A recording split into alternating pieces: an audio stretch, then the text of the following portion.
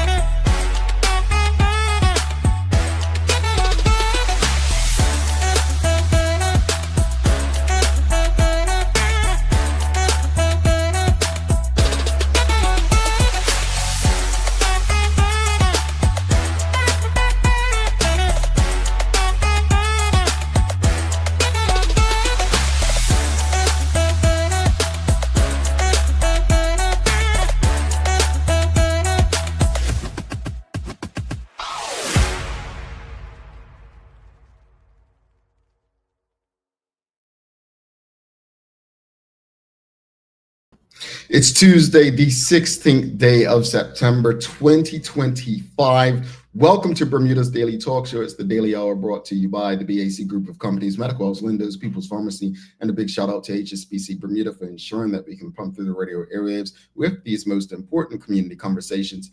I'm Jamal Hartman, and we'll have a news break from Maya Palacio in a bit, brought to you by Peoples. Happy Tuesday, everyone. How's everyone feeling today? Everyone happy to be back. Be back with the show. Sherry had me out this past weekend, so I, was a bit partied out, celebrating another birthday. Grateful for that. So I thought, I'd give you all a break. I thought it best to give you all a break since I had a break. But how's everyone feeling? How are you feeling this morning? Is everyone good, ready to go, enjoying the September weather? They tell, when these guys do the news report, it seems like it's been raining a lot in Bermuda. So then I see people, talking about Harbor Road and the like. And I just remember we had this conversation on the show previously about Harbor Road. And we were asking, should we make it one way or like HOV for certain times of the day. So interesting that conversation is coming back up. But anyway, happy Tuesday to you all. Hopefully everyone is feeling good, living good, and is good. Greetings, everyone, and thanks for making us part of your daily routine. A good one today as we welcome, it's been a while, Dr. Maria Seaman is back on the show. It has been a while. We're going to be discussing the state of the island. Folks, the daily play is going to be a remember when. And also, please don't forget, if you haven't already, go on our website, thedailyhour.com. Make sure you subscribe and also follow us on all of our social media channels to stay up to date with all that we have going on. Help us grow beyond the mic as we do our part to continue to improve our community. All right, let's jump into today's conversation. So, folks, a lot of people sent me some things this weekend about a Facebook post that was made. And we'll get into that. But Suzanne Ingham says, super awesome Tuesday, Jamal and Maya. I missed you. It was 3 whole days without TDH. It was torture. Sheesh. Jamal, I did not need a break, but I understand you and Sherry needed the break. No, I needed it. Sherry hasn't shown up to work in a while. But I appreciate you, Suzanne.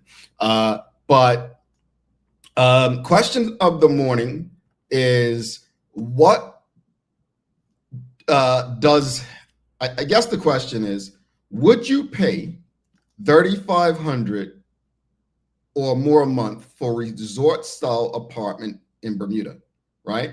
That's one question. And what does seeing listings like this make you think about Bermuda? And you may be saying, listings like what? Well, folks, for those who are watching, you can see that a property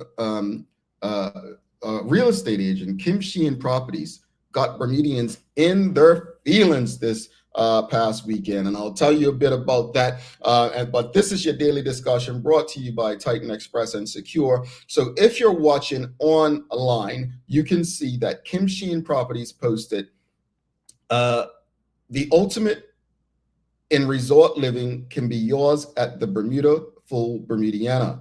They are going fast. studios starting at $3,500. One bedroom starting at $3,800. Two bedrooms starting at $6,000. And three bedrooms starting at $6,500. All right, so you see that, right? You all see these prices. You see these prices. Kim Sheehan Properties, she's a real estate agent, and basically she is basically saying all this can be yours for the only $3,500. Only $3,500. So the question of the morning: what does seeing listings like this make you think about Bermuda's housing situation? What does it make you feel and think? And what would you pay $3,500 or more a month for resort style apartment in Bermuda? Would you pay $3,500 or more for a resort style apartment in Bermuda? Now, whether you have the money to do it or not, would you pay it? That's the question. What are your thoughts? Again, audience, if you've just tuned in, questions of the morning: what does seeing listings like this make you think about Bermuda's housing situation? And would you pay $3,500 or more for a resort style apartment in Bermuda? According to Kim Sheehan Properties, the ultimate in resort living can be yours at the Bermudaful Bermudiana. They are going fast. Yeah, they are going fast. That's quite the sales pitch. They are going fast. But studios are starting at $3,500. One bedroom, $3,800. Two bedrooms, $6,000. Three bedrooms starting at $6,500. Folks, what are your thoughts on all of this? How does that make you feel as a Bermudian? How does that make you feel? Let's go to the audience. Kenton Trott says, "Good morning, TDH family." He says, "With those $3,500 apartments, you can only have a bike, no assessment number for a car." Oh, I didn't know that part. Really? So basically, based on that, it would mean that it's either for expats or single people who don't want families. That's what I mean, I'm genuinely asking, but would that be the assumption? Suzanne Ingham says, absolutely not. Absolutely not. That would mean a big pay raise. Do you think they'll give that? Folks, I know we had the Minister of Economy and Labor on last week. So I've lived in 7 states now, 7 states. And one of the things that I do is I traditionally go back and look at the prices of apartments that I've stayed in over the last, say, 20 years. And when I moved into my current apartment last year, when I was living in New York, I was right downtown Brooklyn on the Brooklyn Bridge. And I had a studio, little box studio. And at the time, we're talking 2012, that studio was $2,255. And when I moved here last year, I said, let me see what the cost of this studio is in New York right now. And the cost of the studio was $1,000 more, 32 something. And I asked myself, how is it possible without a crazy sacrifice? Meaning, when I say sacrifice, and this is not said in disrespect or disregard to anyone's culture, ethnicity, way of saving or building wealth. But how is it possible for a young person to get started on their own? Now, I've said on this show previously and many times that young people need to stay at home as long as possible. That's what I did. That was a way of life before. Black families in particular need to stop pushing their children out. Like, you know, if they can follow your rules and respect the house, allow them to build wealth, help them invest and save, and let's build together like that. That's how we did it before. But you know how life goes sometimes. Everything we did before is not looked at as or cherished like it once was. But I say this with a humble heart and love as well. The only way to fight back against this economy is through family and community. And that's going to require sacrifice on our part. Are we able and willing to sacrifice to be able to purchase our own or have our own? I don't want to say that these prices are ridiculous. I don't want to say that they're bad, because to each their own. If people are there to purchase them, then I'm all for it. I'm going to be honest with you, because, these people will have the means to pump money into the economy. But at some point, we have to ask ourselves, is all the money in the world worth everything else? Let's go to the audience. What does seeing listings like this make you think about Bermuda's housing situation? And would you pay $3,500 or more for a resort style apartment in Bermuda? Well, Dr. Anthony Richardson says, no, that's utterly insane. These prices are geared towards overseas renters or buyers. No Bermudians. Stunning. Ms. Alan Kate Horton says, at those prices, they are not for the average Bermudian families. Kia Renee BDA says, no way. We've got Suzanne Ingham says, Wi-Fi is twirling, going nuts. Is that you or me? Well, it depends on who you have, because I did hear we were having Wi-Fi problems in Bermuda. Burmy Vibes Running and Workout Music says, depending on the amenities, the fixtures and finishes of the units. Absolutely. I mean, they may have amenities that, are worth some people's while, right? That's very true. We've got Suzanne Ingham says, okay, back to normal. Nick Hassel says, definitely not. Definitely not.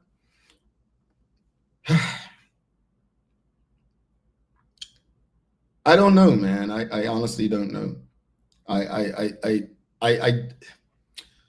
I try not to be overly critical of things that I don't completely understand. And I don't understand real estate. All I know, is I pay rent.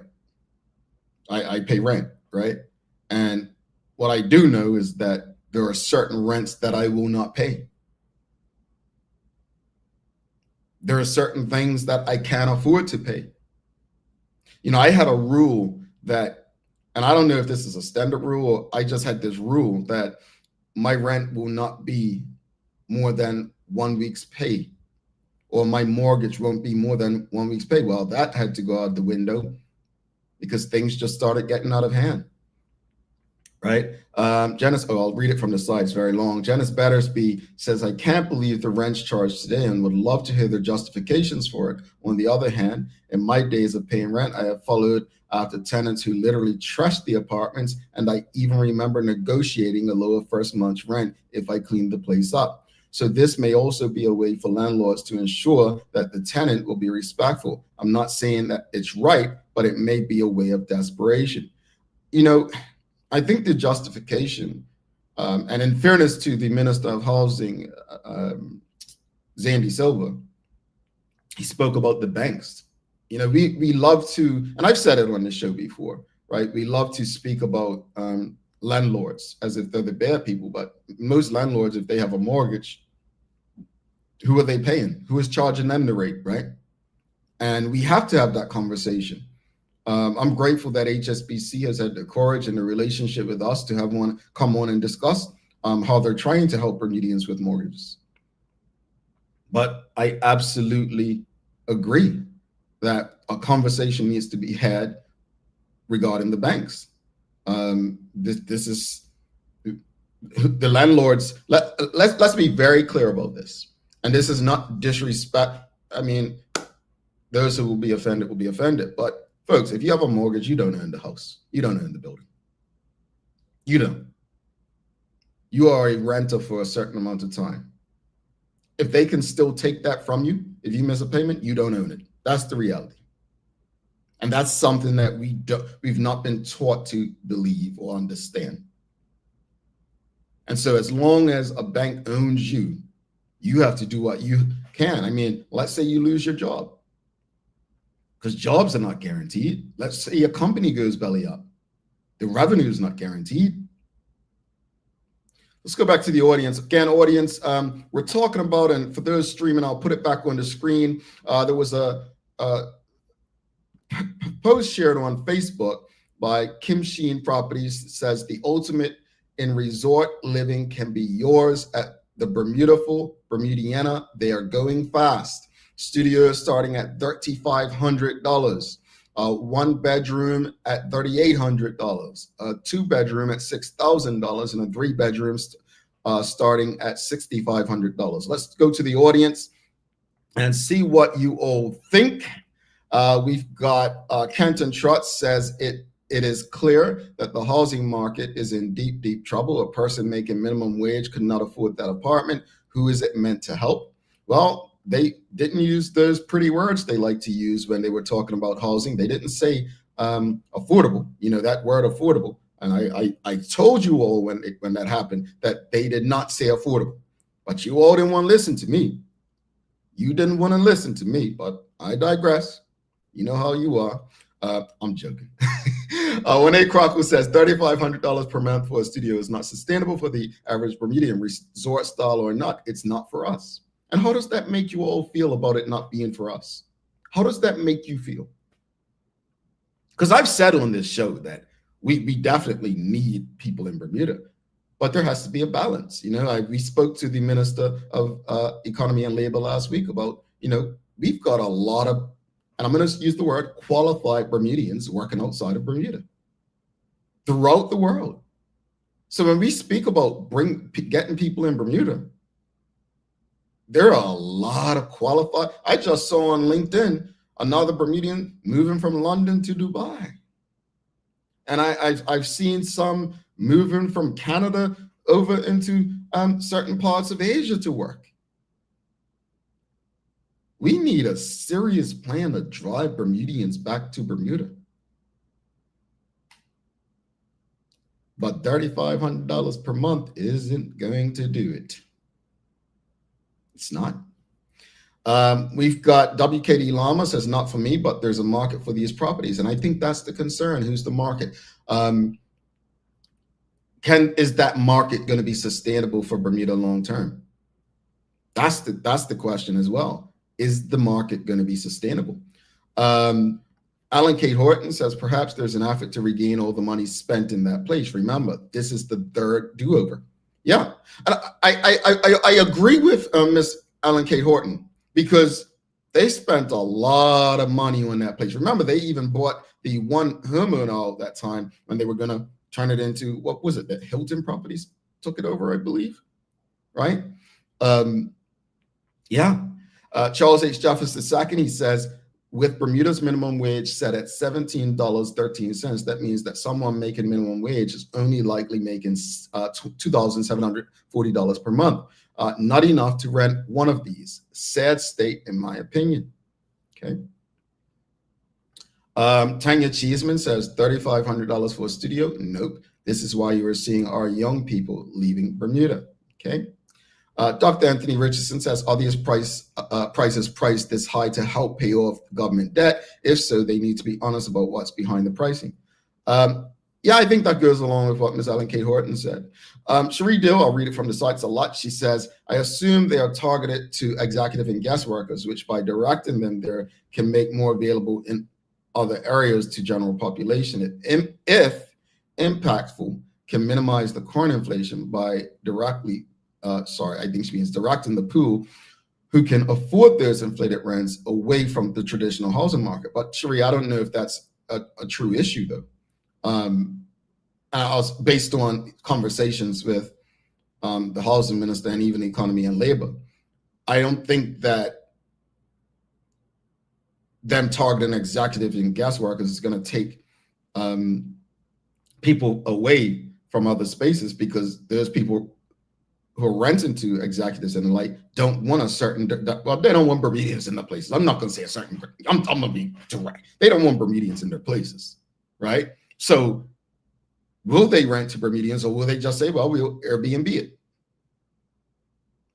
I don't think that could be it. Obviously, it's targeting certain group of people, which is likely non-Bermudians, executives, and guest workers. But I guess the question I'm asking, is it sustainable? Folks, this is your daily discussion brought to you by Titan Express and Secure. Manuela John says there are some who may desire and afford them, but the thing is starting at. Yeah, starting at. I mean, that just means that a studio is starting at 35. It doesn't mean the studio won't be 4,000. Patrick Chapman says it's meant for people who can afford resort style living, Bermudian or non-Berm. It isn't meant for the ordinary person. It's not built for affordable housing. Real estate is real estate is a business at the end of the day. I mean, that's real estate. I think one thing we're forgetting though, and I think this is going over a lot of people's heads. This is taxpayer dollars. Don't come at me with, this is the real estate business. This is your money that built these things. Shouldn't you have a say on how you get the money back? I'm just saying. Wouldn't it work like that? The board of directors be deciding? The people of Bermuda have to understand that you're not just voters. You are the board of directors for your government. I'm going to be honest with you, and you may not like this. But from where I sit, I always knew this wouldn't be affordable housing, and I said it then. I would be quite fine if all of those housing units were rented out. I would be, at the prices that they're being rented at. I'd be okay with it. If it means what Cherie Deal said, if it meant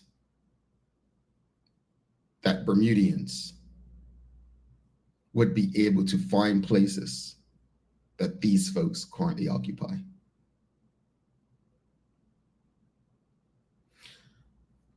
Folks, we're going to pay some love and respect to Titan Express and Secure. But before we do that, we are going to read Charles H. Jefferson II. He says, basic economics tells us that this will increase the cost of other properties on island.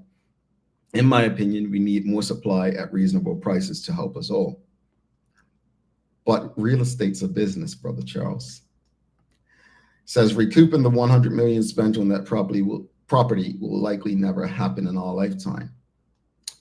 Rick Olson says they are not affordable or even attractive to an executive destined for another change of use. I personally wouldn't want to live there destined to be a problem or a low-class hotel.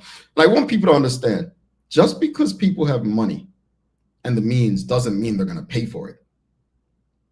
Bermuda as a tourism destination is way more expensive than a lot of other places. People don't want something just because it costs more. They want something because it has more value. People want value. And I hope that really hits home. Folks, we've got to go to our daily discussion. Do not forget, after the news break, we'll have Dr. Maria Seaman returning to the show. We've got a conversation to have about the state of Bermuda, and I am looking forward to it because you know Dr. Seaman is a straight, and no, I shouldn't say she's a straight talker. We're too delicate to use the other word. The Daily Discussion is brought to you by Titan Express and Secure. Visit TitanEXBDA.com, your leading tour and transport provider specializing in Black History tours throughout the island.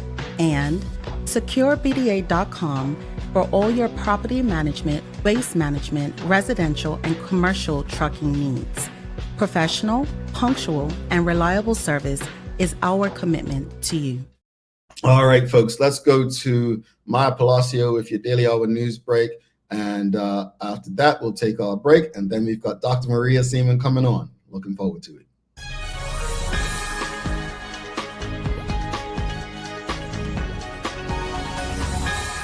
Good morning, good morning. This is your Daily Hour News Break brought to you by the good people at People's Pharmacy. For curls, coils, and kinks, People's carries the best selection for black hair in Bermuda. Because little girls, women, and yes, even men have crowns of coils and amazing beards that deserve the best.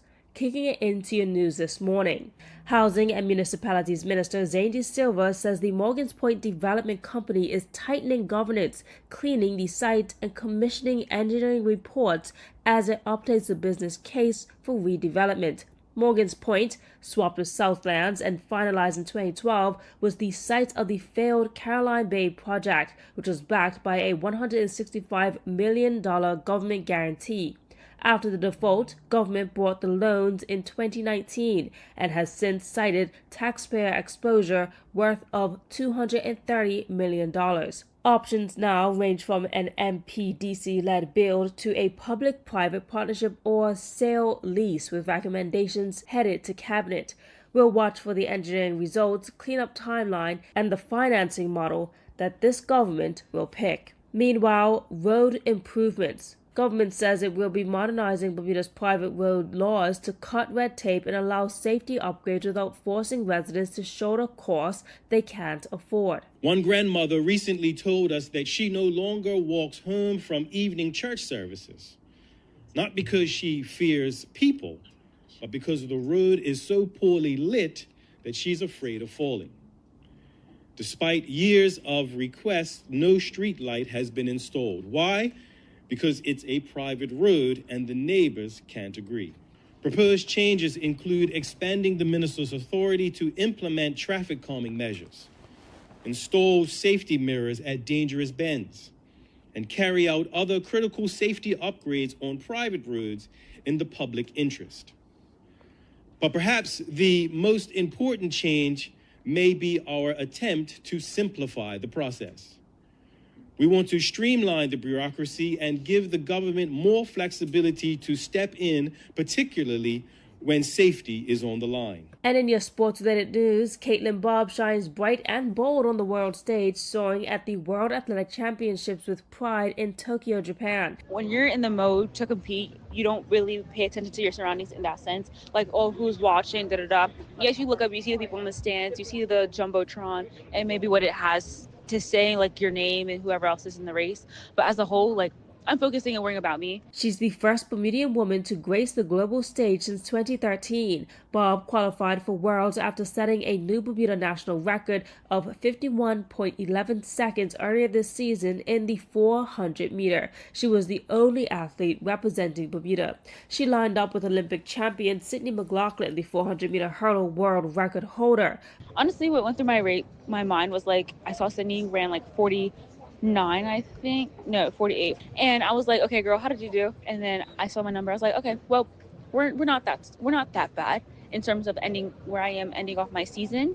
You know, the thing is with track, people just see a number. They don't really know what goes on behind the scenes, what it took to get here in this moment. If people know right now, my hamstring is kind of messed up. So if I'm able to kind of cruise at 51.7, I know I'm definitely in an amazing place.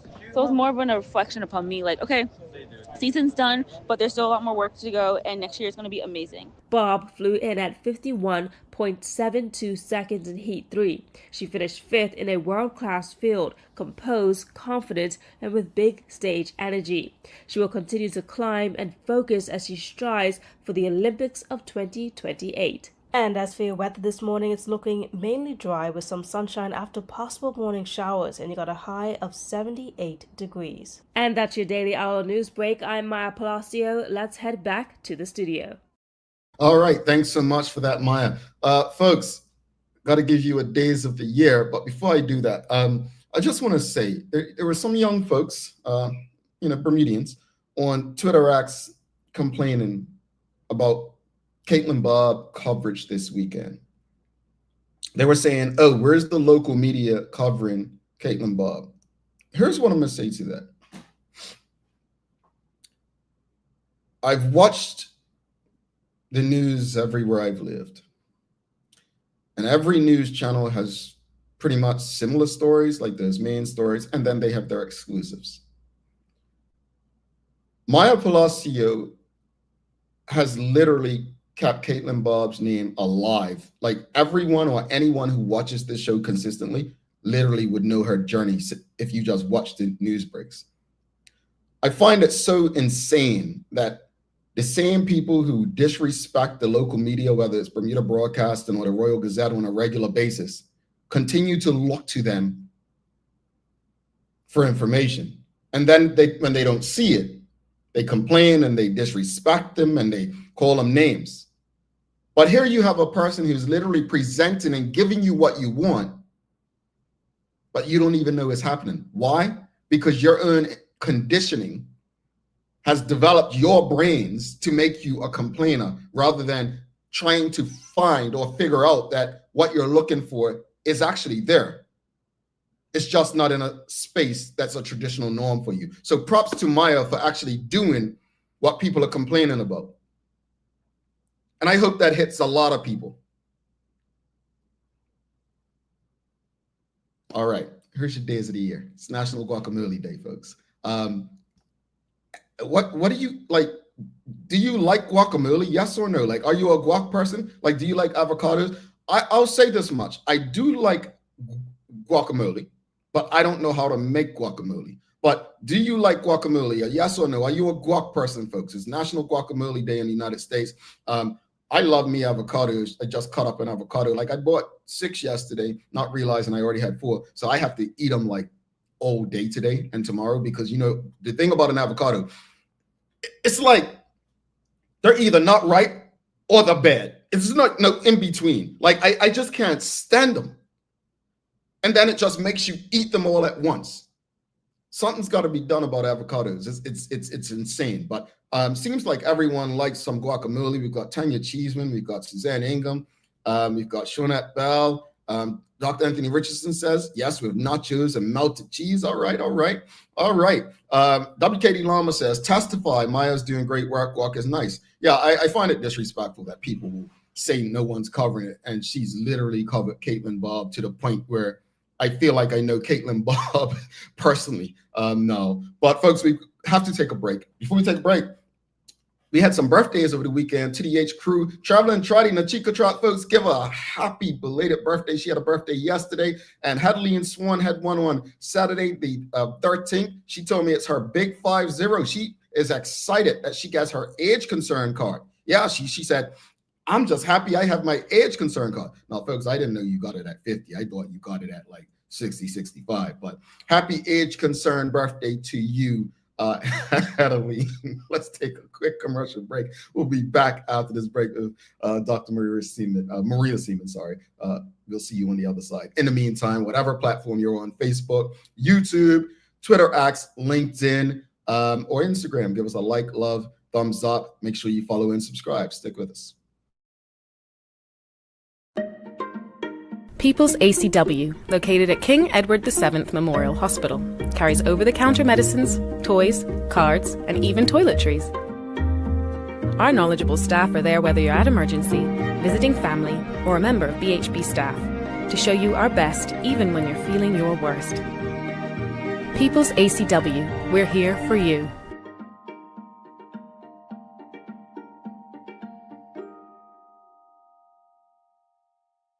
Ready to take your financial game to the next level? HSBC is here to help you power up your financial fitness. Your strategy should be sharp and ready for anything, because luck won't get you to the top. Whether securing your future, growing wealth, or planning for life's next serve, HSBC's experts are here for you. From budgeting to investing, let's craft a plan as unique as your goals. Plus, get free financial planning consultations to stay on track. Learn more at hsbc.bm/financial planning. HSBC Bank Bermuda is licensed to conduct banking and investment business by the Bermuda Monetary Authority. Take a look at our workwear for construction workers and tradesmen. Durable, stretchable in all the right places, and plenty of options for tools and accessories. Here with our wide range of tough and comfortable footwear, you can't go wrong. As you can see, Medical House really is a one-stop shop for everybody. We can't wait to see you. See it all at our new expanded location on Bakery Lane. Discover Drop It, your go-to grocery delivery. Browse and select from a wide range of groceries from fresh produce to daily essentials. Our friendly drivers deliver fresh groceries to your door fast, saving you time and hassle. With Drop It, you get fresh groceries delivered fast so you can focus on what really matters. Drop It, freshness at your doorstep, delivered to your door with Lindo's. Why go anyplace else? Get ready for the cool Bermuda nights ahead. A CI-AC mini split AC unit from BAC Group is the perfect solution, keeping you warm this winter and cool all summer long. While supplies last, you can get a unit starting at just $913.50. Plus, receive an extra 10% off when you pay with cash or credit card at the counter. BAC Group, comfort for every season. SCARS stands for Saving Children and Revealing Secrets, and we are a Bermuda nonprofit organization whose mission is to reduce the risk of child sexual abuse and to be an advocate and a voice for children who've been sexually molested, as well as their affected family. New media like the Daily Hour is really important in partnering with organizations like SCARS. It's another platform for us for awareness. There can be no radio silence as it relates to child sexual abuse, and we need as many initiatives as we can get. We need to keep this message alive. In terms of us and the work that we do, live engagement is good because it allows the audience to ask questions, to make comments, even to provide us with encouragement and support. What I love about the live engagement when SCARS is being interviewed by Jamel is just this feeling of safety, this feeling that he gets it. He cares about children. It's a connection.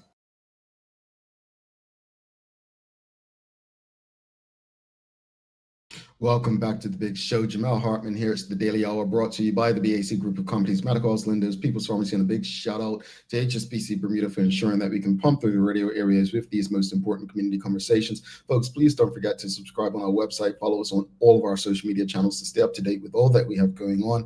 Help us grow beyond the mic as we do our part to continue to improve our community. Folks, if you're on Facebook, LinkedIn, YouTube, Twitter X, or Instagram, please ensure or help us beat the algorithms. Give us a like, love, follow, share the link with your friends, your family, your colleagues. But we have a very special guest. It has been quite a while since we've had Dr. Maria Seaman on. And just last month, we were talking about, we had a broad daylight double murder on Court Street. And someone had reached out and they said, and I repeated on this show, Dr. Seaman was right. And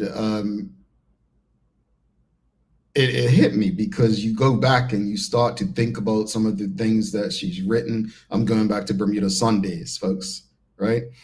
Some of the things she said, and it's nothing wrong with disagreeing with people, but I guarantee you, if we done more listening, we probably don't disagree with people on everything.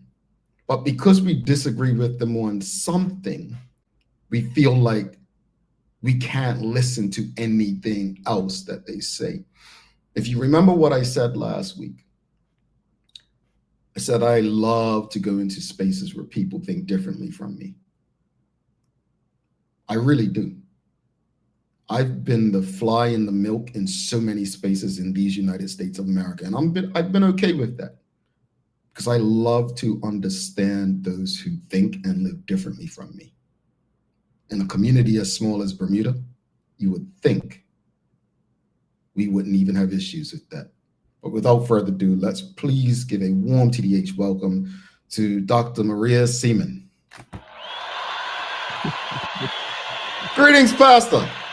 Hey, God bless you there, Jamal. God bless you and your viewing audience. God bless and good morning, everyone. Good morning to you. Good morning. First off, before we jump into anything, I've got to ask you, guacamole. You like guacamole?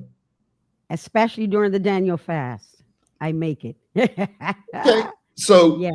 I don't know if Pastor Seaman knows this. I do the Daniel fast every January. Yeah. I've been doing it since 2008. Yeah, when Destiny Praise came to Bermuda. Come on, sir. Yes, sir. I've spoken about it on this show. Every year we've done this show about it, but it's one of the. It takes a lot of discipline and prayer, but it's tough. But as you do it annually, not to get off track, audience, but as you do it, you just realize that if you can get through that discipline-wise, you could pretty much do anything you want in life. But the Daniel fast is. I've actually just eaten avocado. I've never thought to do guacamole, and now I'm gonna learn how to make it. I'll learn how to make it. Do you have a good recipe, Pastor? YouTube has a lot. Yes, I do. I'm in university. I'm always in cooking school university. All right. YouTube helped me a lot during the pandemic. Before we get into it, I also want to send, because I remember, was it last year, we may have reached out to you to come on, and you said, you don't have time right now, something to the effect that you were taking care of your mom, and your mom has since gone on. Just on behalf of everyone here, just want to send you a sincere love and comfort for the loss of your mom. But before we get into today's conversation about the state of Bermuda, speak about the impact that your mom had on you. Mom, tremendous. Shout out, Allison. I know you're watching.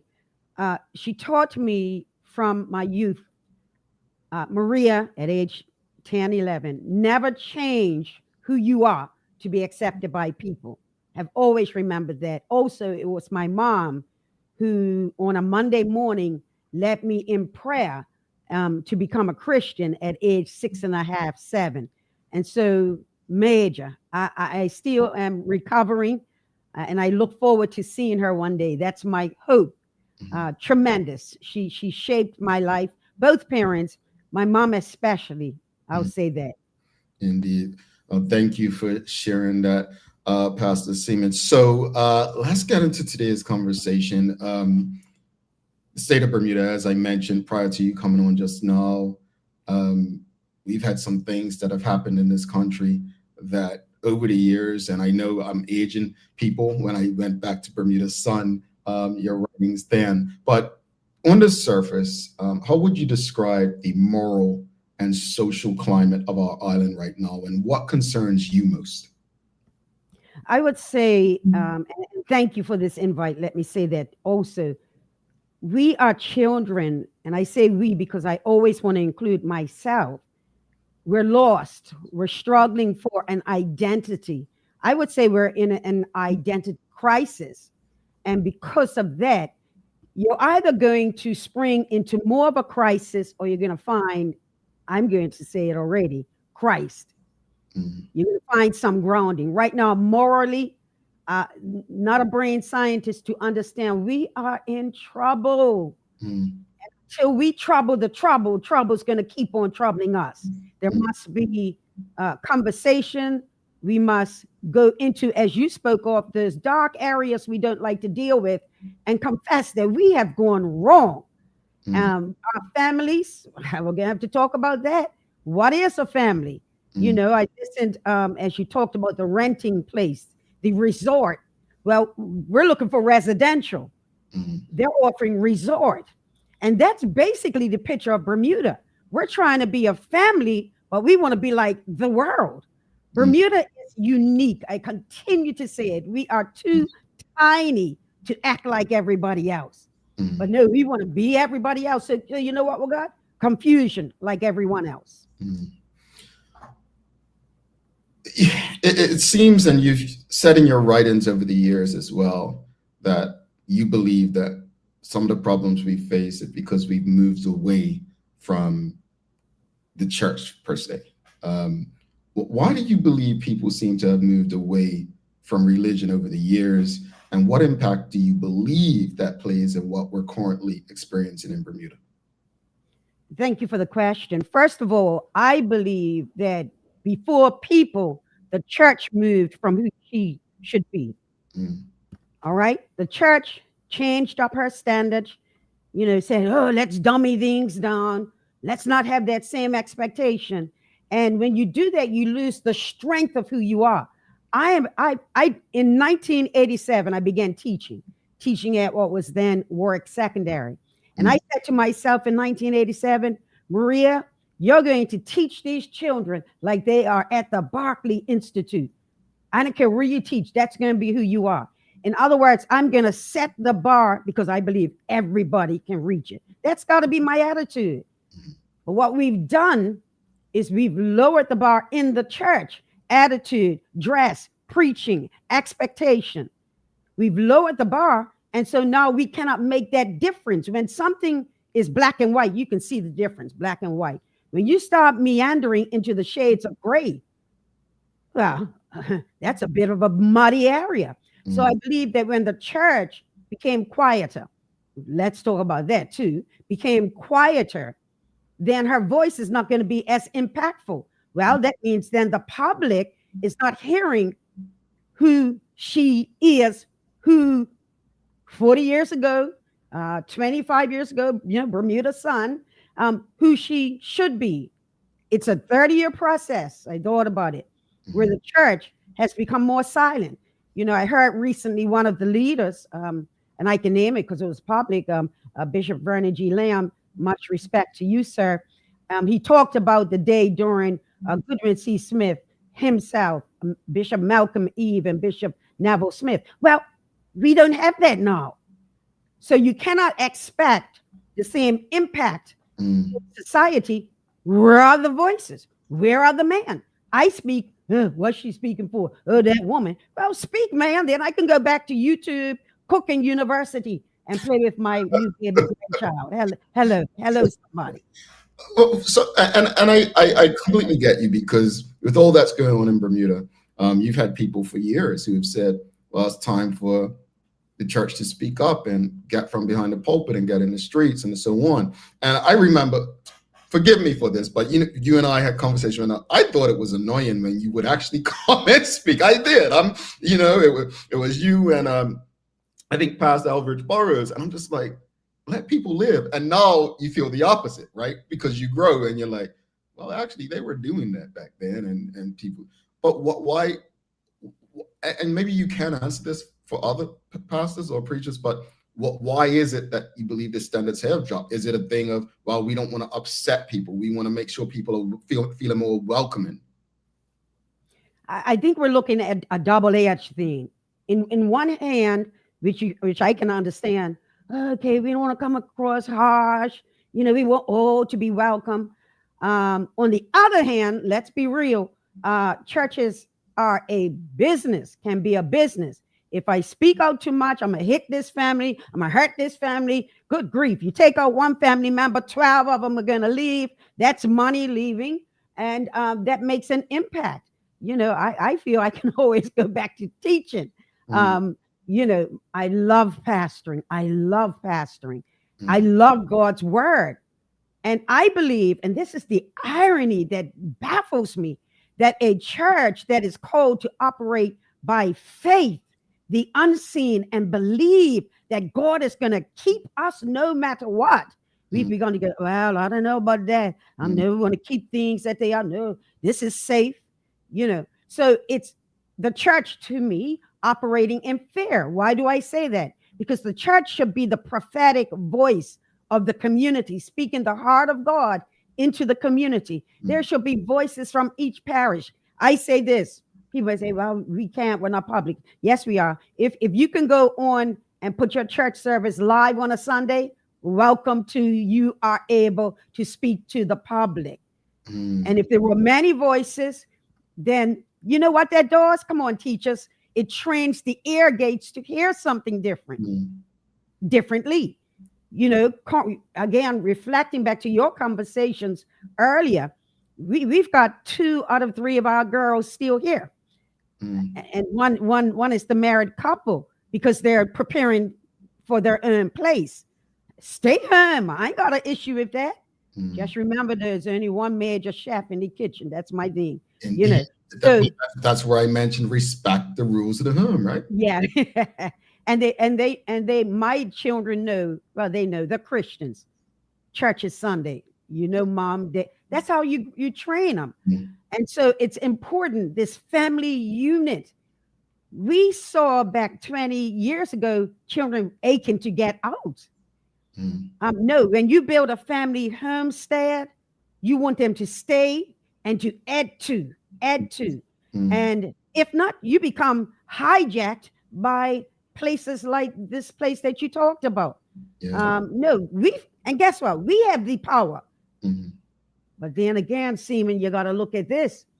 If you don't have mama and daddy and finances and children understanding and appreciating home, it's difficult to want to stay home. You see, it's understand everyone who's listening. I don't have all of the answers. I probably don't have half of the answers, but I do have a heart for Bermuda. I will go to live nowhere else. I love Bermuda. And so therefore I must be heard because I've been given that voice and opportunity. You said something earlier that I don't want to go over people's heads, though. And it reminds me of things I've said up on this show. And I said at a luncheon with many of our partners and sponsors and advertisers last year, that there's a lot I don't say on this show because I have bills to pay. Because people think I'm very outspoken. And I say, oh, no, there's a lot I don't say. And there is a control mechanism in that, right?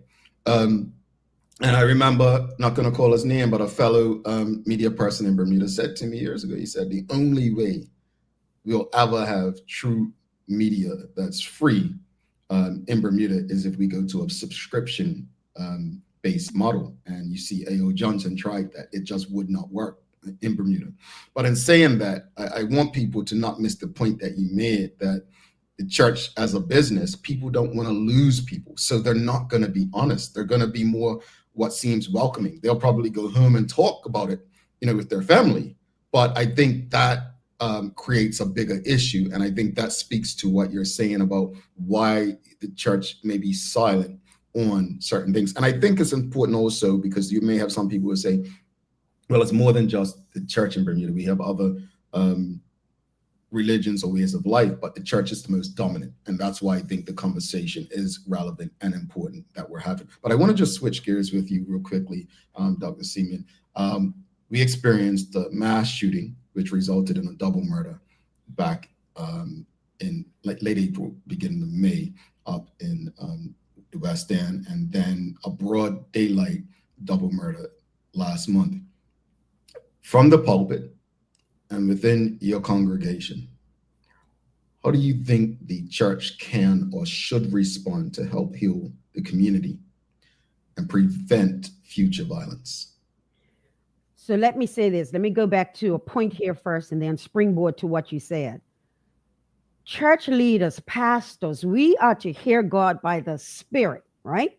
When you hear God by the Spirit, there are certain words you speak. A spirit, let's describe it as this. I'm a scientist. Let's describe it as a sound wave.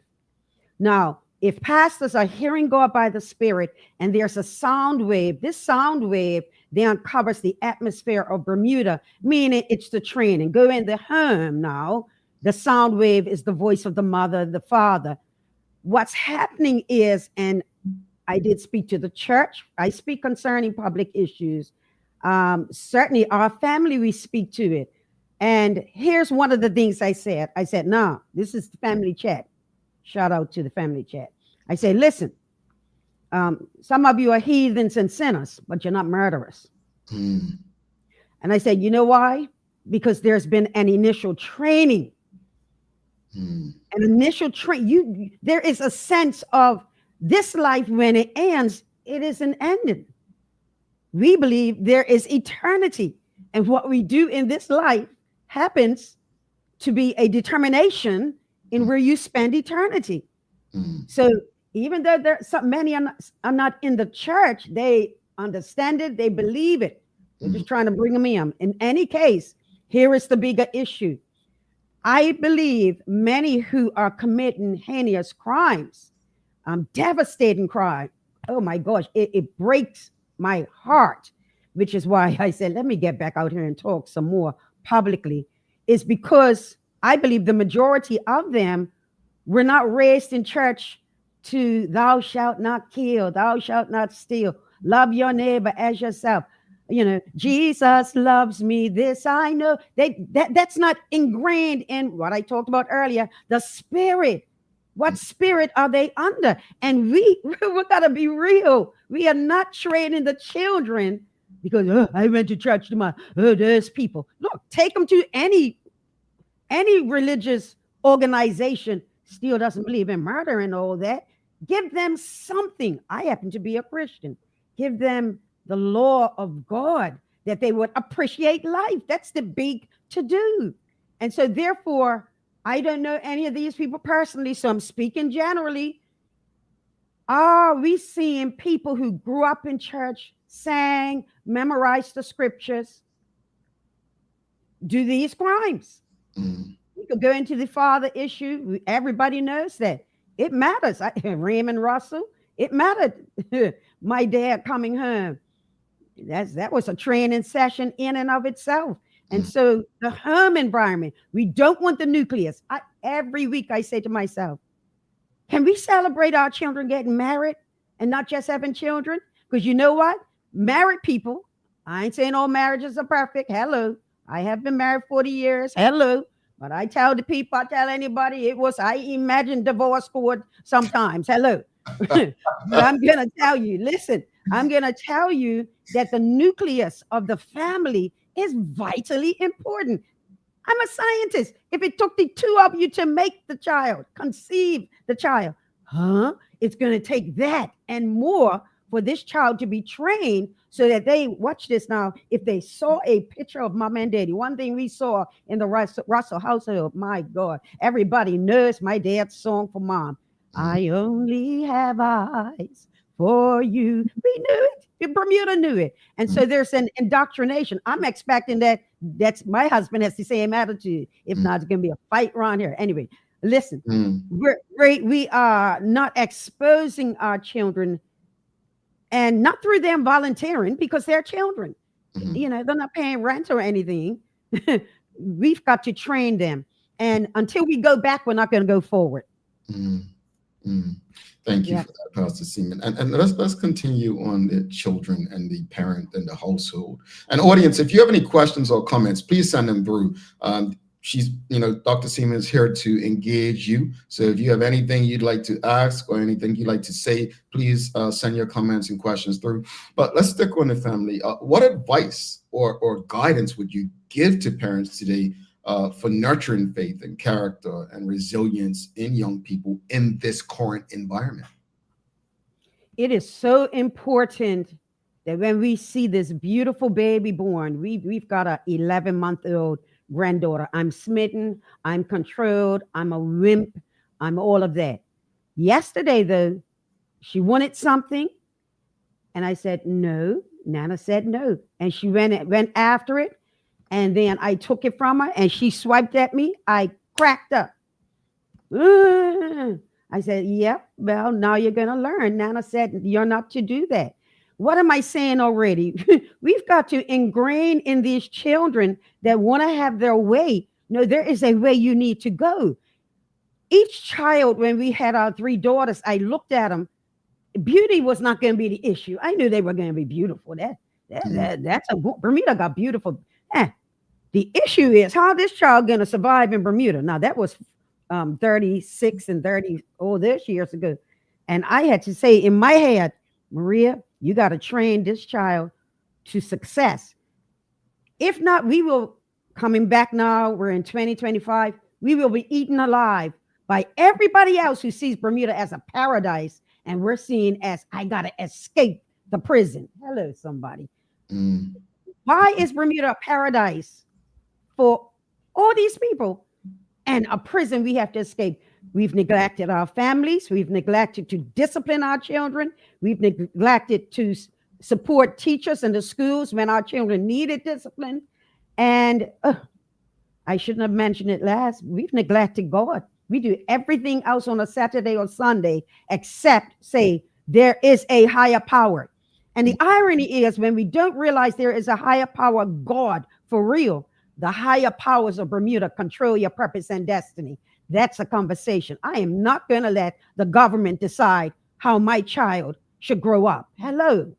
Well, as Larry Marshall Sr. used to often say, it's not the responsibility of the government to raise your children. And let's transition right into government. I mean, there's often tension between faith communities and political or governmental institutions, sometimes in support, sometimes in critique. In your view, what is the church's role in relation to government?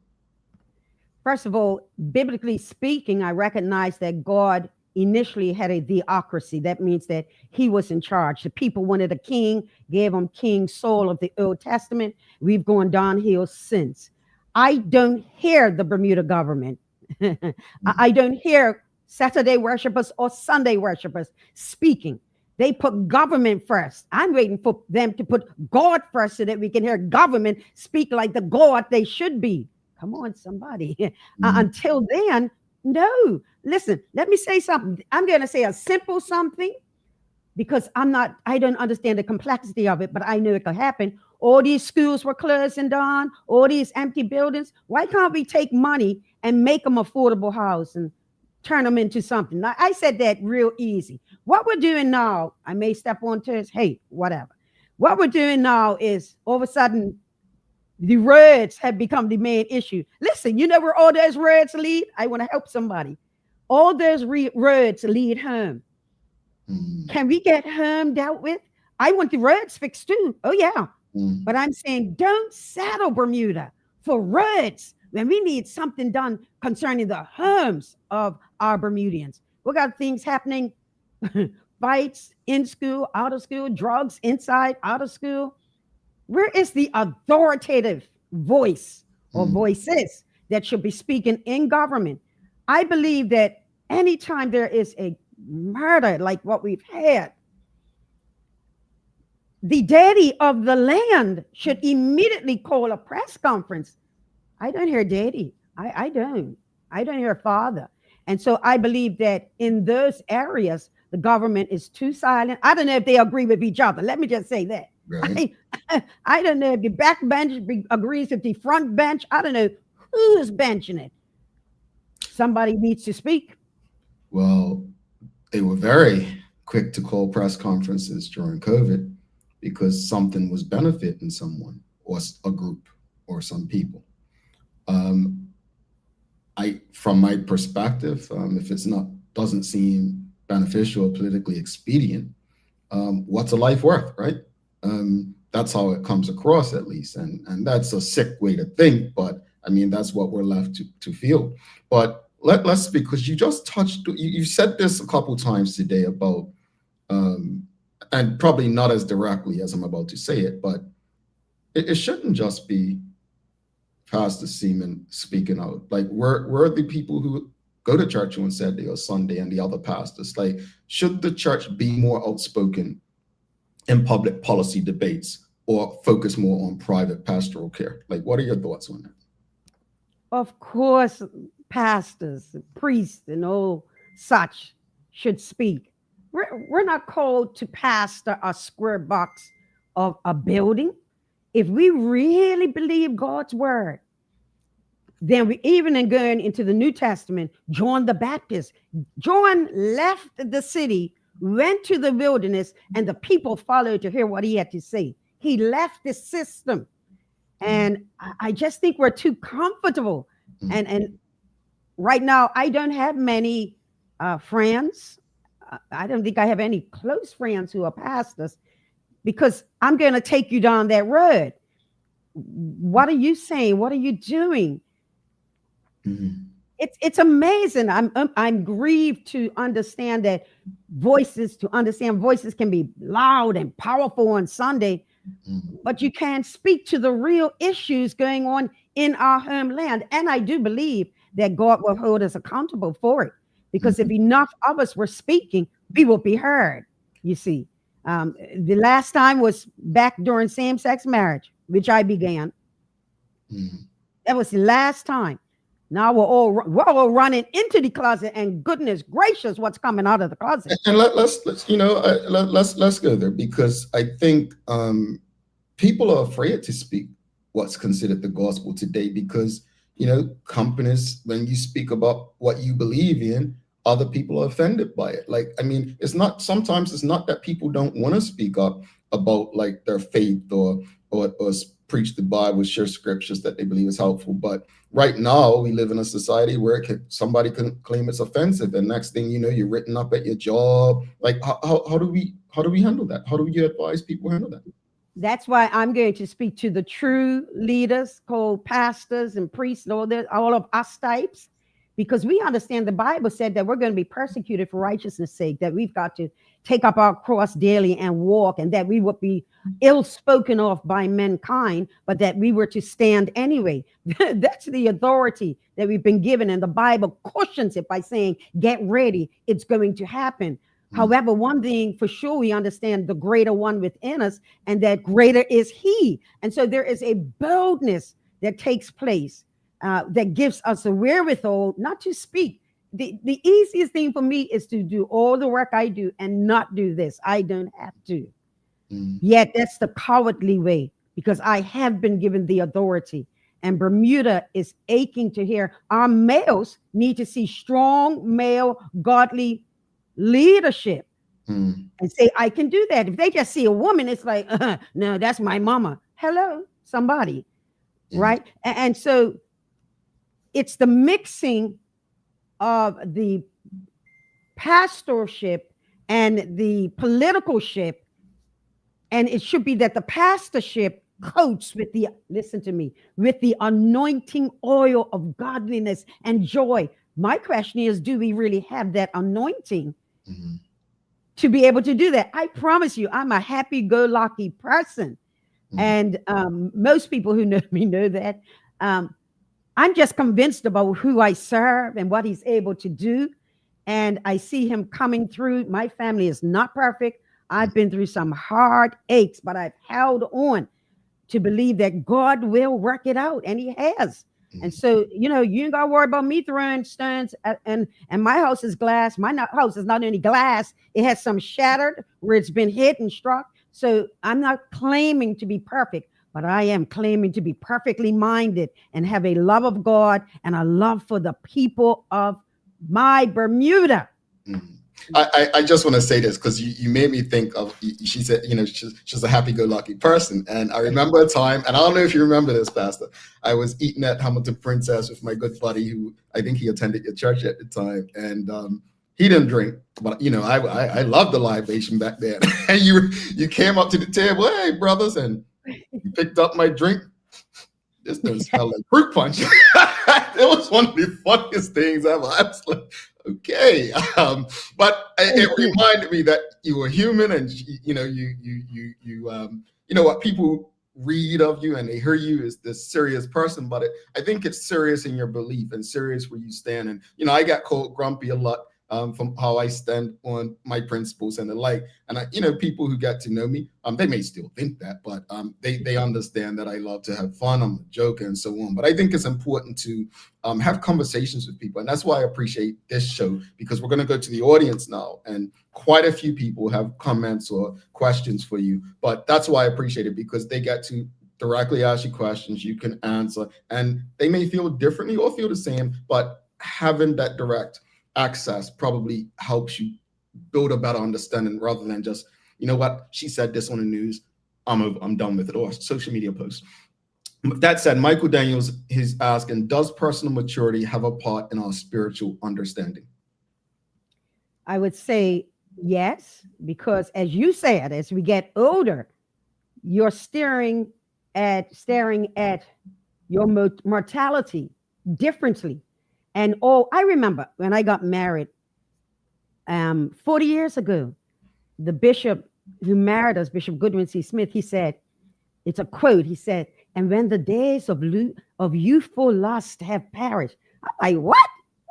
I'm 20 years old, but I am 60 years old. And I'm saying, God, please give me at least 20 more years. And so there is more of a sobriety. And I do want to say to that young man that there is a God space. There's a space in our heart, a search mode for that which is greater than who we are. I got it filled at age 6, and some are still searching. And I do believe that maturity, settling down and really seeing what's going on, causes one to then develop a need to, okay, what's missing that's greater than myself? So I would say yes. Indeed. Suzanne Ingham says, Dr. Seaman, keep preaching. As long as God gives you life, you are 100% on target. Dr. Anthony Richardson says, Dr. Seaman, would you be open to instigating a gathering churches, different faith groups, etc., to work toward finding a way to regain direct and regular involvement in Bermuda society, e.g., get out on the streets and engage the people? That's a yes and no for me. So I'm still thinking about it. You know, someone reached out to me. Here's my reasoning. When you have different belief systems, right? You got one brain. Imagine one brain.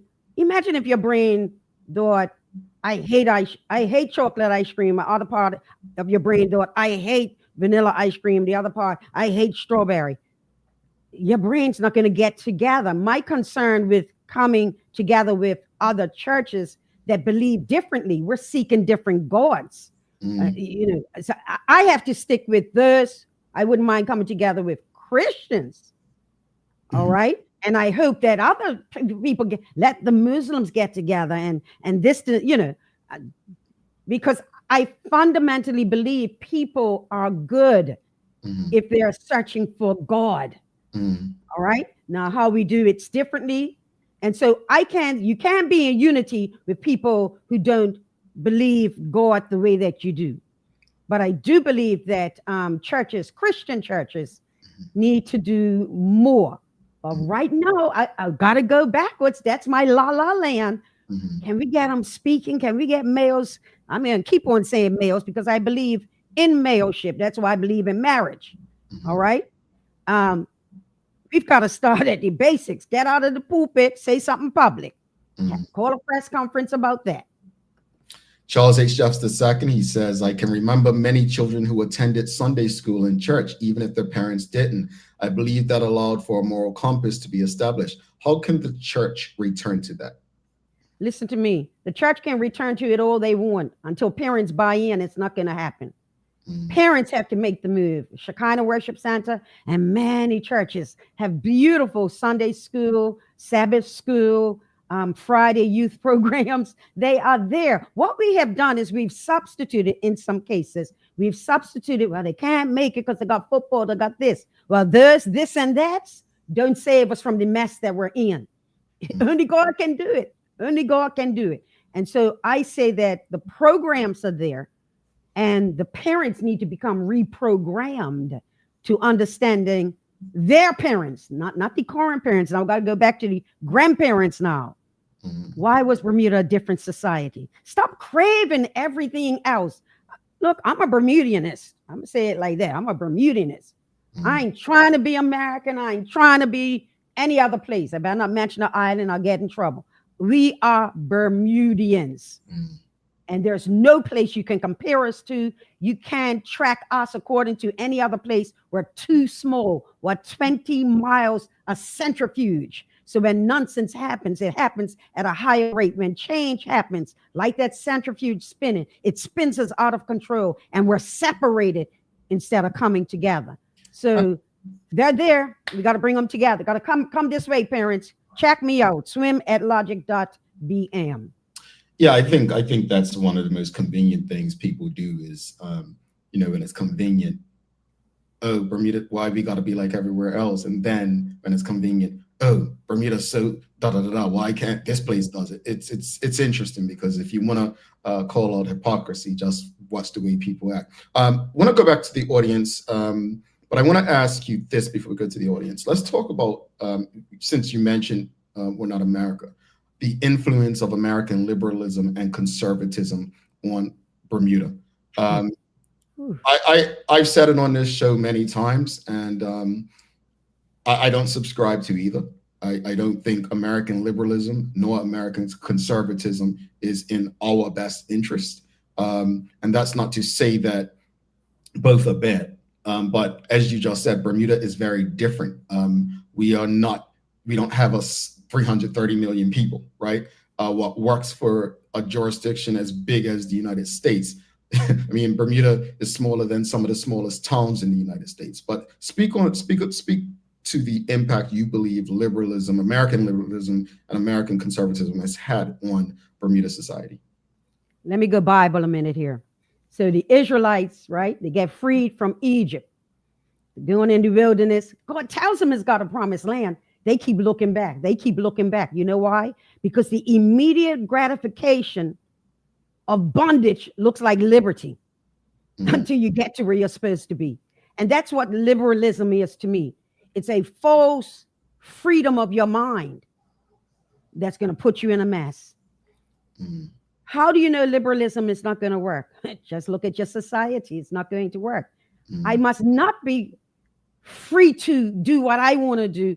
I must be obedient to my maker, the one that gave me life, the one that at the end of life, everybody wants to go and see. Can we then begin to actually groom our people, grow our people, train our people that way? So this liberal, you don't want your children liberal. You want them learned. Liberalism, and I watch a lot of USA stuff, and liberalism will teach you that the other man is the boogeyman, that your enemy is the white man. No, your enemy is your mind.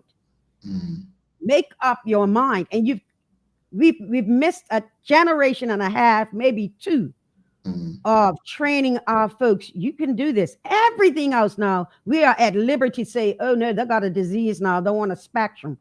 It's a lot of it has to do with how we trained them from born, the day they were born. They learn according to their environment.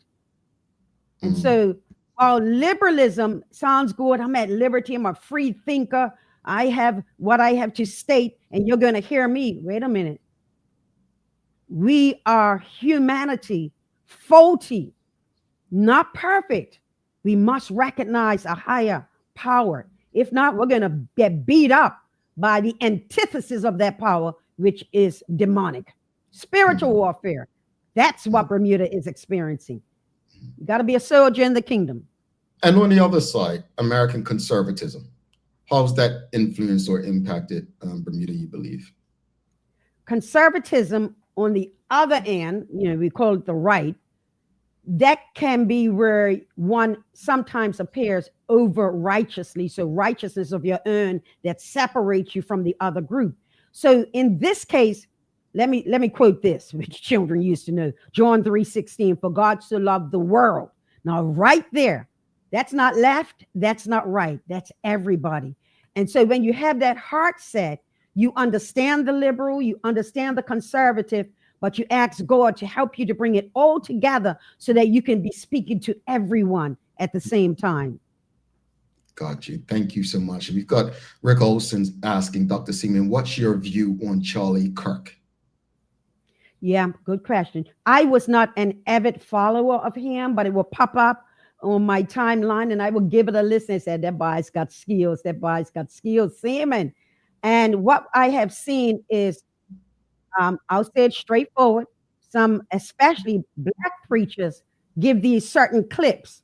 I would encourage people to go and listen in the full context of what he said, because guess what? I happen to agree.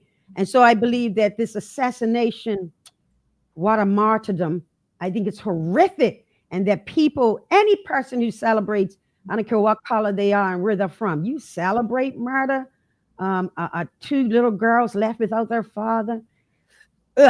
We would not get along too well unless there is a change. And so I am saddened by it.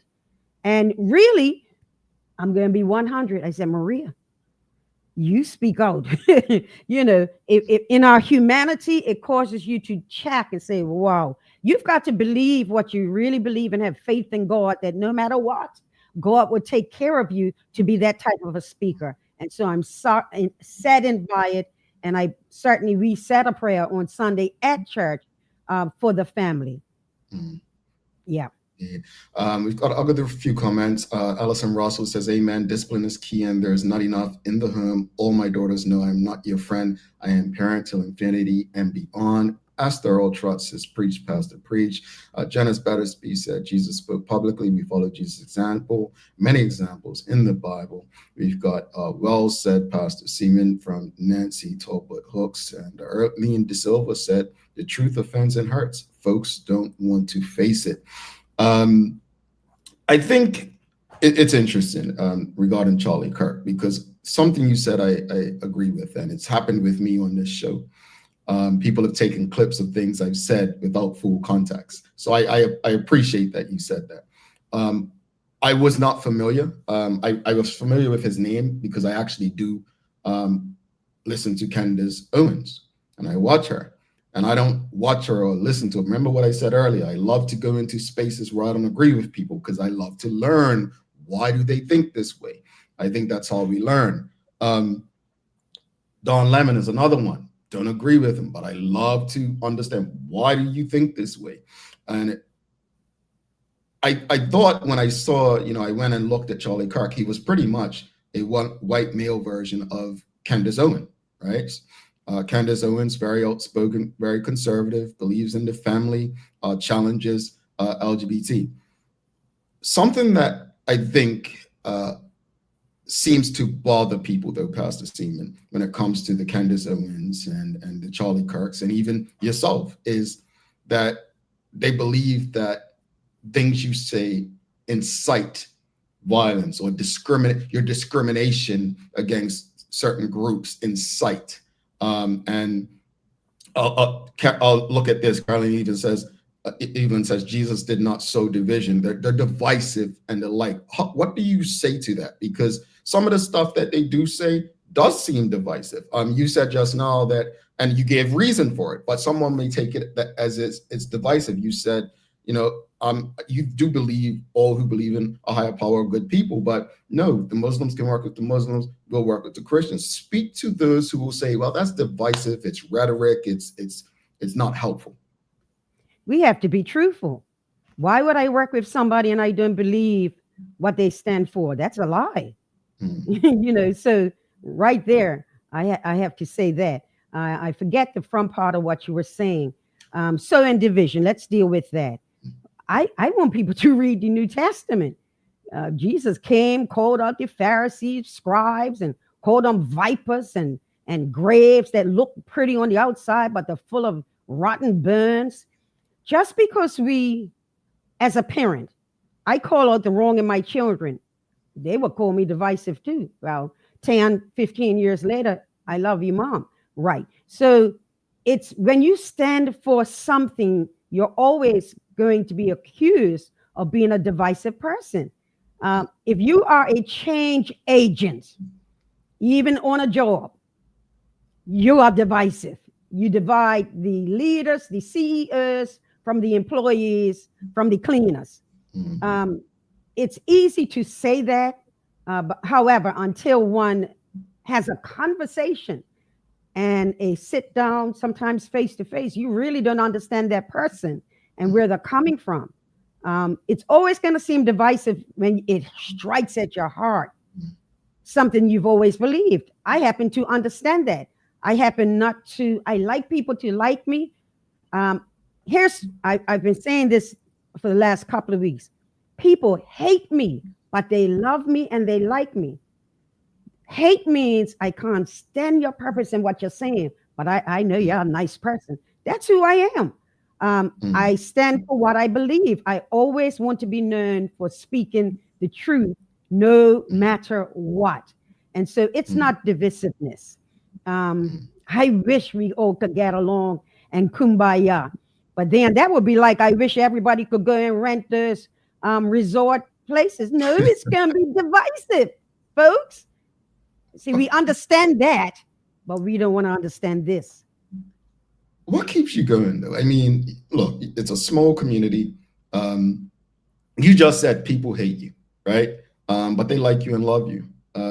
You were a topic of conversation the first few years of Carnival when the LGBT community were pushing and they got the Pride Day. You were very vocal, and I mean, you were pretty much public enemy number one to some. But what kept you going? Like, what keeps you going and with a will to keep preaching the word as you know it? God speaks to me when I want to be quiet, and he speaks words to me that echo his heart. It's a wind. It's a pushing. I'm motivated and empowered that even though, and I've got witnesses who know me, I can be on my own 24/7 and not have a problem. I am prodded by God's presence to speak no matter what. You don't want to live a life that you lie to yourself. You know, have integrity. People can hate you and you can have integrity. People can love you and you can have integrity. Just have integrity. You know, why talk at the kitchen table, in the living rooms, and speak all the same things that I speak, but because it's public, oh, we're going to distance ourselves. Well, you know what? I understand that too. Not everybody is called to speak. One of the things that I've been thinking about for 2 years. Okay, Maria, you want to make sure you're offering. I'm always working and thinking of something. My dad's brain, I can't help it. And I recently finally said, okay, I'm going to launch this program of coaching. How can I help children? Because the older ones, they're already there. Okay, God help me. He gives me this design of this program.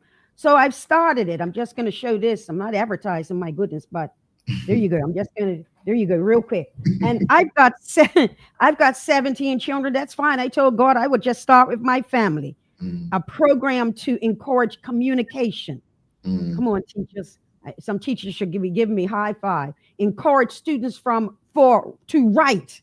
We just want them on the real people still write. It's a lot in this program that I'm doing because I want to do more than what the public thinks I am doing. I always want to do more. Many folks don't know, and I'm going to say this, I literally, not figuratively, everything on Swim TV, I do on this computer. I pull all the I produce, I'm the producer, the editor, you name it. I'm busy, but I get busier. That's Raymond Russell's genes right there. Doing whatever I can because I care. At the end of the day, it doesn't matter what people say. I know what I'm doing. Yeah. And when you got that type of knowledge, you don't even pay attention to yourself. You just keep on doing what you're called to do. Yeah, indeed. Yeah. Finally, got to let you go, and definitely looking forward to the next conversation because I think conversations like this need to be ongoing. And again, I just hope for me, you know, I as you know, you all know, I spend my Sundays on the couch watching football. She was talking about me. She's talked about me a couple times in this conversation. Those who have left Bermuda, yeah, she's talked about me, and I'm not offended. I know who I am. But in saying that, finally, speaking about the impact of church in Bermuda, what more do you believe the church can do at this moment to positively impact Bermuda and Bermudians? I'm almost going to repeat myself, but it's necessary. I do believe pastors are cold. And if we can remember the coal, the power of it, the personification of Jesus through our voice, then we wanted to echo, not just in the four walls, but echo in Bermuda. We've got some major voices that can speak and are beautifully powerful in a Saturday pulpit and in a Sunday pulpit. I'm saying Bermuda, we need, look, it's not going to be tents anymore. I grew up in the put up a tent. Ain't nobody got it. Everybody got their own tent. So we've got to meet the society with where they are now, you know, and that's going to be the key. Now we've got to, as a church on a whole, introduce ourselves again. Hi, we're the church, because we kind of left you because we got these mortgages and we had to take. You know what? That's a trick of the enemy. Let me tell you something. I'm going to say something here. We now have mortgages to pay off a church. Now the churches are empty. So it must not have been about the church size and whatnot. It must be about the mission of the church. Let's get back to the real mission of the church and prayerfully, starting with Shekinah, we'll get these pews filled as they should be, because Bermuda is crying. She is weeping, and I hear the tears. And what we're doing, let me put this here. We're crying into alcohol bottles, cigarettes, drugs, illicit relationships, hating people, lying, deceiving, bringing it to the church, not speaking. We're crying. And now we all need to understand it's okay to cry. Now, who are we crying to? If at the end of the day, when we have to bury loved ones, who are we crying to? When I eulogized mom and interned her earthly remains, I knew I was crying to God. And God has kept me. He will keep us. And that's an amazing thing. That's amazing. So this is part of my final comment. Let's move, because I told this to my family. Let's move from memory to legacy. Everybody can remember mama. She was amazing, amazing. Everybody. But legacy is different. Legacy is when I take the baton and say, this is my leg of the race. You see? Legacy. That's the difference. We need to move from the way it was, memories, like the corners. Nope. Let's get it out there now. Let's do what we can. It's not going to change overnight. We've gone so far down the dark side. It's going to take years and years to pull Bermuda back in, but it can begin today. I know it can. Blessings abound. Dr. Seaman, thank you so much for your time. Thank you for coming to engage. Suzanne Ingham's already saying, please come back again soon, Pastor Seaman. We'll be in touch. Thank you. Have a wonderful day. Thank you. We'll talk soon. All right. God bless. Thanks, everybody. Blessings abound. Dr. Maria Seaman, folks, if you appreciated that conversation wherever you are streaming, Facebook, LinkedIn, Instagram, Twitter, X, or YouTube, give us a thumbs up, a love, a like. We're going to take our final break, and we'll come back after this. We've got a daily play for you don't want to miss. And also, I'll give my final thoughts on the discussion and the conversation with Dr. Maria Seaman. Did you know 3 out of 4 people say that they have a good understanding of life insurance? But do they really? When asked how much the yearly cost would be for a 20-year, $250,000 level term life insurance policy for a healthy 30-year-old, 80% overestimated the cost by 5 times the amount. Ready for this? The true cost for that policy is about $220 a year. That's as little as 66 cents a day, or $20 a month. So let's put this into perspective.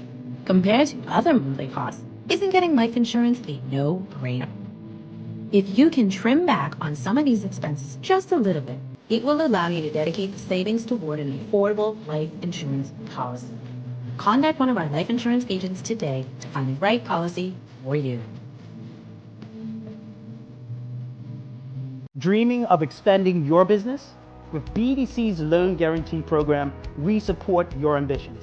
Get up to 75% guarantee on bank or credit union loans up to $300,000. Just your vision and our support. Apply today and unlock new business opportunities. BDC, Bermuda Business starts here. Looking for the best care for your pets? Nova's Ark Feed and Supply has everything you need, from top quality foods to toys and supplies. We've got it all. Join our frequent buyer program and earn rewards every time you shop. Plus, we've been awarded the Clever Customer Initiative program for helping you save more.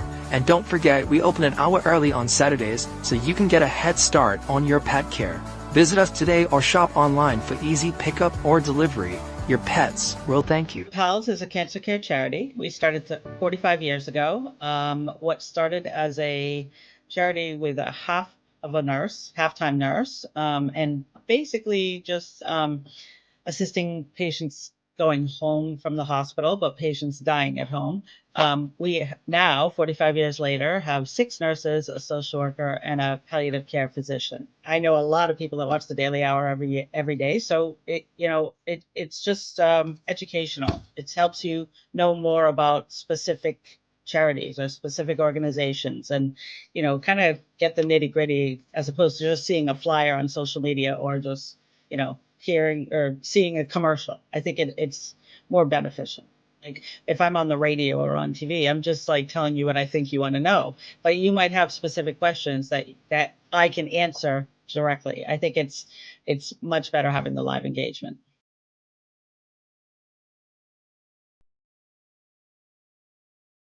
All right, welcome back. Thanks again to everyone for rocking with us this morning. Thanks to Dr. Maria Seaman for making time to come in and engage with all of you. A big shout out to the BAC Group of Companies, Medical House Lenders, People's Pharmacy, and HSBC Bermuda. We are back live on terrestrial radio this morning on Hot 107.5, so thank you to them. Folks, if you haven't already, whatever platform you're on, make sure you give us a like, love, follow, share the link with your friends, your family, your colleagues. Make sure you are subscribed and following the Daily Hour on these platforms. It is time for the Daily Play, brought to you by Bermuda Trivia, now available at stores throughout Bermuda. Follow Bermuda Trivia on Facebook, Instagram, Twitter, X, and TikTok to find out why it's Bermuda's favorite trivia game. All right, it's a remember when today. Question is, audience, he was a legend. In what year did Michael Jackson die?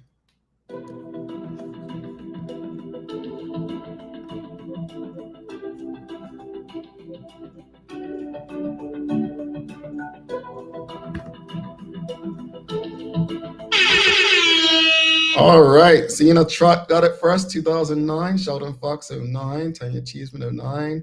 Close. Kathy Dell here with me, 2005, but no, 2009. The reason I asked that question, I switched it up due to something Dr. Seaman said. She spoke about legacy. And I'll touch on that in the Daily Inspiration in a few. But I feel like both conversations were tied to one another regarding the rent situation in Bermuda. Bermuda has a very unbalanced society. And what I mean is, if you look at India, India has the second greatest population in the world after China. And in India, I'm going to use my hands to give you an idea. So in India, you've got the rich and you've got the poor. There's almost no middle in between. And people have been telling me for years, Jamel, the middle class is going to disappear. The middle class is going to disappear. Bermuda can't afford to be like this, like India. We're not that big. But we're going more and more from here to here. And I really hope that if nothing else, from that conversation, people understand how unbalanced our society is becoming. And whether we like it or not, Dr. Seaman was kind of speaking about that unbalance. And again, you know, I'm not offended by anything she said. I appreciate that we can have a conversation that we did. Quite a few things that she said make a lot of sense. And we may not agree on the church or religion. I mean, all of us who are tuned in, we may not agree. But you can't deny one thing. You can't deny something. We didn't have the violence in the manner we're having it right now when young people were going to church. You can't deny that. Now, I know some people will say, yeah, well, we had old people interfering with children and the church protected them. Well, if you know of situations like that, speak about it. Speak about it. That's what I would say. I'm not saying that we all have to agree, because we're not going to. But through disagreement, we can find solutions to the problems impacting all of us. So I appreciate Dr. Seaman making herself available and her convictions. And let me just be clear, everyone's welcome on this show, no matter your belief. I do welcome anyone and everyone, because just last week we had the Minister of Economy and Labor, Jason Hayward, on. I appreciated the conversation, and I still don't agree with minimum and living wage. Maybe that's because I don't understand it. But I'm trying to understand things and give you all an opportunity to engage so that we can get closer to a place where we don't have to wake up wondering who got shot, who died in that accident, who got sentenced today. Make sense? Give you your daily inspiration, and then we'll head out for the day. And I'll leave you with this, and this is based on something Dr. Seaman said about her mom's legacy. And I want to say this to everyone. When you live well and serve your community, you don't have to worry about what your legacy will be. Your work will be felt and carried on by those left behind. Folks, please don't forget to subscribe on our website. Follow us on all of our social media channels to stay up to date with all that we have going on. Help us grow beyond the mic as we do our part to continue to serve, improve our community. Thanks again to our partners, the BAC Group of Companies, Medical House, Lindo's, People's Pharmacy, and a big shout out to HSBC Bermuda for ensuring that we're able to pump through the radio airwaves on Hot 107.5 with these most important community conversations. As always, we appreciate you, we love you, and we thank you for making us part of your daily routine. If all goes well, we'll be back to do this again with you tomorrow. I'm Jamal Hartman. Please do make it a safe and a great day. We are Izelle. Peace.